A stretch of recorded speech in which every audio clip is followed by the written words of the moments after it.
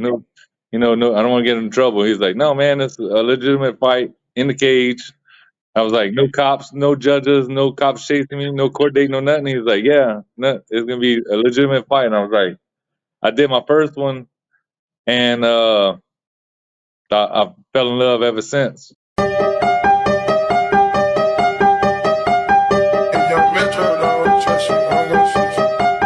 came in with my ex like Selena, the flex, bumping Justin Bieber, the fever and left. She know what she need, or she blessed, giving you my best. Yeah, I got my heart on my sleeve with a knife in my back. What's with that? 21. Hey everyone, welcome to Conflict Radio. Sam the Panda, brought to you by Summon by Nature. And today I got Randy Billiot. How's it going? The Dream Killer. Pretty good. What's up, man? Pretty good. Yeah, man. Kind of introduce yourself to everyone. My name's Randy. I had a freestyle fighting. Anywhere they want to go, I'm willing to go there. On my own business, working late. Yeah. Yeah. And a lot of people don't realize this too. Like you've been doing this a very, very long time. So like, yeah, man, I have yeah, very long time. Yeah, I have 100. Well, this is gonna be my 100 MMA fight. Man, that's huge, man. That's huge. 100 fights, man. That's crazy. That's a milestone. I had 47 in 3 years. 47 amateur fights in 3 years. That's crazy. Yeah, is that how y'all do it out there in Louisiana? Huh? Yeah. I was sometimes I was fighting on a Thursday, and then making weight on a Friday to fight on a Saturday. Oh man, that's crazy. Like, so how has that been, like, that experience? Like, because you go through a process that no one has went. So like I have total of 5 MMA fights for me, and I've trained other than I stopped training like 2015, 16. But the training process of when I started up until I actually had fights, you know what I mean? Yeah. Like I total of 5 together where you're doing your 100th. So that's crazy. Like, kind of go, just give us like the backstory, and then why, and then how, Well, I was 20 years old, and my cousin, he's the promoter. He ended up calling me, and I was on the boat, and he said, hey man, I got a fight for you. And I was like, no, I'm trying to stay out of trouble. I don't want to, no, I don't want to get in trouble. He's like, no man, it's a legitimate fight in the cage. I was like, no cops, no judges, no cops chasing me, no court date, no nothing. He was like, yeah, no, it's gonna be a legitimate fight. And I was like, I did my first one, and I fell in love ever since. Yeah. And then I lost my first 9 in a row. Yeah. And everybody was like, you need to give up. And I was like, no, I'm gonna win one day. Mm-hmm. And then I started training jiu-jitsu, and then that's when it all fell. I got you. Yeah. So you kind of like a lot of opposite. Like, did you watch any of the earlier like Gracie tapes or any of the early UFC matches back in the day? I watched the UFC fights, but I was into standing and banging, and everybody else wasn't. Yeah, I got you. I see what you're saying. Yeah. So you're like a fan of fighting, but you weren't a fan of fighting. Yeah. I see what you said. You fell in love with actually doing it, and then and then you just went out there, and then you started training and stuff. That's interesting. And then I mean, man, 43 fights and in 3 years, like how 47. 47. Excuse me. So how does your body, like, how do you handle that? Like, are you just not training, or are you just like going through the fights, or just kind of going through the motions, or actually how are you training to get to each fight? You know what I'm saying? Well, my last fight I had, I fought January 20th against a world-class jiu-jitsu black belt. Yeah. I knew he was going to take me to the ground, but I had hopes on not. Yeah. But I went to the gym at 5 a.m. one morning, and then I worked out till 8 o'clock. Yeah. Then I left, I came back at 5 o'clock in the afternoon and trained till 8 o'clock that night. And I was like, you know what? And save what I have and use it in the fight. Yeah, I got you. I got you. Okay, yeah, man.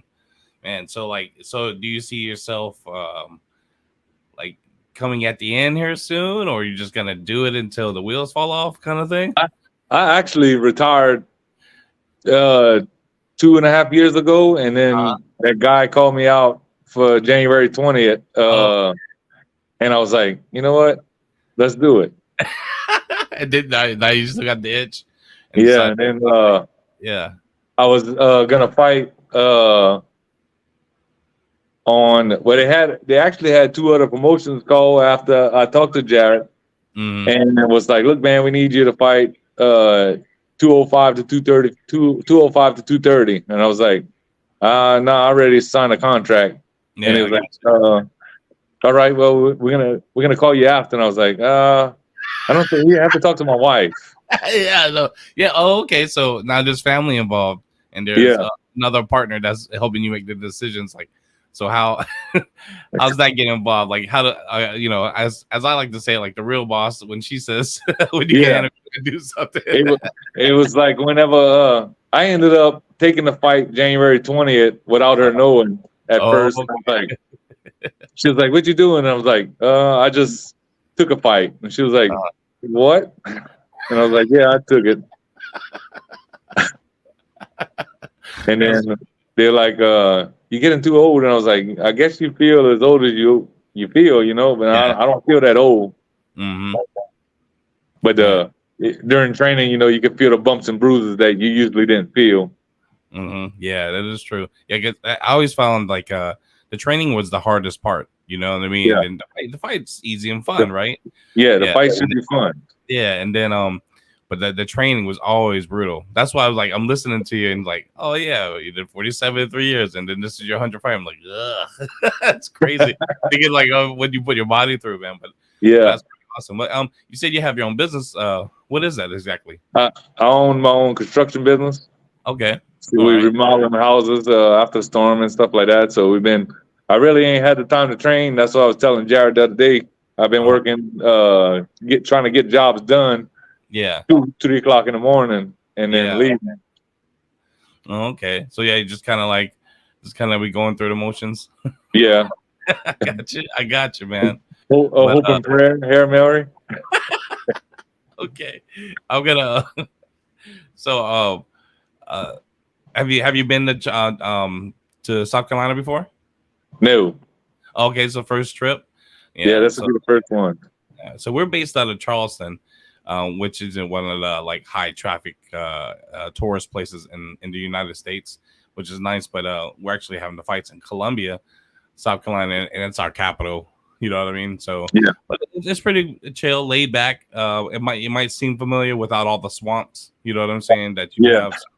Yeah, but it's pretty nice. You should have a good time. Are there any people you want to thank or give a shout out to? I want to thank Jared for giving me the opportunity to fight over there. I've been to a lot of places, but that's been one of my places to go. Yeah. South Carolina. Oh, okay, cool, man. Yeah, man. Yeah, that's awesome, dude. And then, anyone else? My coaches for sticking around with me. Yeah. Even though I don't show up. They still mess with you. I got you. Yeah. He was like, I said, "You coming to the fight?" He's like, "You're not fighting." I was like, "Yeah, we're fighting in South Carolina." He's like, "You flying or driving?" I said, "We driving." And he's like, "Man." The drive. I said, "Well, I get to think about the fight on the way there. It's just not pick up land and then, I'm here." All right. Well, yeah, man. Hey, Randy, I know we've been playing like phone tag and trying to get with each other and stuff. And my bad about the first time. I totally forgot about the time change, and then that was my fault.